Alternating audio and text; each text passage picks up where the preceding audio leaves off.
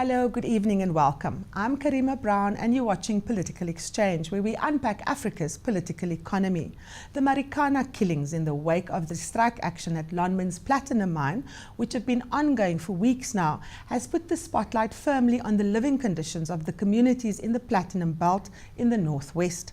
It has also focused attention on the actions of the South African police and its ability to do public order policing. To unpack these issues, I'm joined in the studio by Bishop Paul Verryn from the Johannesburg Central Methodist Church and Dominique, a researcher at the Center for the Study of Violence and Reconciliation. Thank you so much for joining us. Bishop Paul Verryn, you've been meeting with the communities in the northwest in the aftermath of the massacre there. Tell us, why did you get involved and on whose behalf are you there? Well, I'm really a clergyman and went up to visit the community. I've been involved in several communities in the Vaal, in Johannesburg, in the Eastern Cape, and particularly when this kind of thing happens, I think that standing in solidarity with the community and being particularly there in the presence of the church can sometimes be of support to the people that are there. So I contacted my colleague, who is the superintendent minister in that area, and we met. And he then took me into the community. And Bishop, when you got there, what did you find? Because the images that we saw on the television was of a community in absolute shock and pain. Quite, visual experiences of the aftermath of the killing, people not knowing where their loved ones were. How was the church able to step in and provide counseling and support at that point? Well, I think just standing with people in their grief is an important thing. Sometimes the words that you speak are not necessarily as important as being prepared just to listen and empathize with the cataclysmic sadness of this issue, first of all, and then of course the profound trauma. Nobody, I think, can begin to speculate on how horrifying that moment of death must have been for many people. And I think that in a sense looms over the community. I was taken to the place where it happened, and I was with my colleague and the bishop of that district, Gavin Taylor. And in actual fact, we recognized that ground, in a sense, is holy ground, because people have given their lives for, hopefully, ultimately, a better future. Mm-hmm. And so we took off our shoes and walked towards the koppie. And let me just say, the surroundings are not salubrious. And I think that's what is so contrasting about it. So we first went to the mountain and then walked across to where the community were gathered and seated. Spoke to the community, prayed with the community. But I need to say to you, if you can imagine mountain, community, mine, one of the wealthiest mines in the world. I'm going to come back to you there, Bishop, on those contrasts. Dominique, let me bring you in here. Of course, there was a lot of shock and anger and outrage at the fact that the police behaved in the way that they did, which of course focused our attention on whether, in the first place, the South African police is properly trained to actually deal with protests such as the ones that we've seen in Marikana. Well, I think that, you raise a very interesting point, because a lot of what the reports have said is that the police haven't been adequately trained, and there are indications that they don't have the skills to deal with the communication side of this kind of public protest, with the negotiations before things go wrong, and just to deal with this kind of violence in a non-lethal way.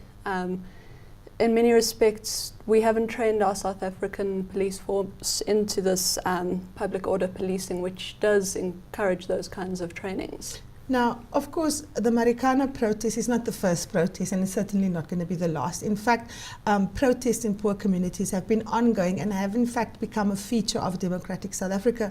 We've seen in the Free State with the killing of Andries Tatani, where the police also used live ammunition. What is it about the way in which the police deal with these issues that makes it so difficult for them to come to terms with proper issues like crowd control, using other methods, to deter what are often violent and hostile crowds? Well, I think that, you're raising quite a complex issue. Like I said, I think that the training isn't adequate. I think that we also have, there's indications that leadership isn't giving us the kind of input, or us, the police, the input that the police necessarily needs to be able to deal with collective action and collective protests in a more uniform way. And so for us to be able to deal with that properly, we need there to be an overall cultural change that says this kind of thing should not be violent, this kind of thing needs leadership to take a certain amount of responsibility, and then also for the members of the police units to be trained in a way that is indicative of their own being able to deal with these and confront these kinds of situations. Mm-hmm. Now, Bishop Verryn, you've been part of the South African resistance scenes for a very, very long time. You've had your dealings with the police both prior to the democratic breakthrough in 1994 and now. Dominique raised an important question around the culture in the police. Do you think that the police is insufficiently transformed in terms of a new ethos that has a respect for human rights when they actually deal with communities, whether it's miners at Marikana or poor residents somewhere else? I was up there on Tuesday this last week again, and the reason I went up this time was so that we could hopefully go to individual homes. We drove towards the same area and suddenly found ourselves confronted by this huge crowd on this dirt road. So if you can imagine, crowd, and on the other end of the road, we drove past them. I didn't see them initially, with the police. And I said to my colleague, as the crowd was getting closer, let's go and speak to the police. Mm-hmm. And so we went and we spoke to them, and they then escorted this protest march through the village of Marikana, now towards the Curch mine. We got to a point, the road leading to the Curch mine, and the police stopped them again. My colleague wasn't with me at that stage. He was somewhere in the crowd. I then went to the police and said to the police, what can we do to help? Mm-hmm. And the policeman said to me, the inspector, who was very respectful, and you must understand, it was very tense. The policeman said, what you can do for us is tell them to disperse. And I said to him, but sir, please let's complete this journey. And he said, he wanted my particulars and said, well, if you can guarantee that there will be no damage to anyone or anything, then let's go. I said, I can't make any guarantees like that. But if I see or you see, you can call me, and I'll certainly try and see with you whether we can intervene. And then they led us the rest of the way.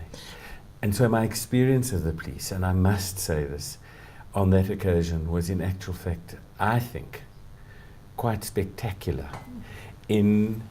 especially in view of the anger and the distress of the people, that they would, a crowd of, I think, up to 5,000-6,000.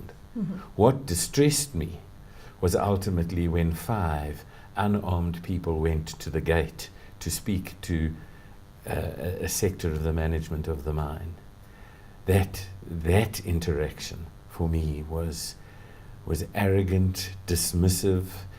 They might also have been scared, but if you can imagine the comparisons, a man kneeling on the ground with nothing, pleading, and this dismissive behind the fence. armed to the hilt group of people. That for me, you speak about transformation in the police. We need a radical transformation in our understanding of what humanity is. What would it have taken for management to say, come in, let's just sit down around a table and let's give you some tea, let's talk. Bishop Verryn, the issue of the contrast that you pointed out earlier between these desperate communities and these very rich platinum mines, there's been a lot of criticism on the behavior of mining companies in particular, that they are in complete violation of some of the mining charter provisions that makes them responsible for social living conditions of the workers, to ensure that conditions are humane. What has been your experience as visiting there? What are the conditions like, and what has mine management been able to say in this period in terms of potential changes that they would want or be prepared to make? I have not spoken directly to mine management myself. If I had my way, I would want to take mine management to the living conditions that I saw. I believe that there is no running water in the one squatter camp. There's no electricity. There are no pit toilets. And so, I just come into your studio and I've been looking at the prices of platinum and the rest of it. That, number one. Number two, the very hard conditions. Mining is not a simple joke. It demands every scrap of human engagement, and they're very, very tough conditions. One would hope, that the mine would spend. I don't even think. Let me put it this way. Our greatest resource in this country is not platinum or gold or money. Our greatest resource is our humanity and human beings. And therefore, to turn that place into a Garden of Eden is not impossible for the mines, in my humble opinion. To make parks, to put flowers into that place, so that at least those people who are really earning the bread and butter for the investors and for the international community for this country have a sense that they are profoundly valued. We will have to leave it there. We're taking a short break, but when we come back, we continue our conversation with Bishop Paul Verryn and researcher Dominique Speak.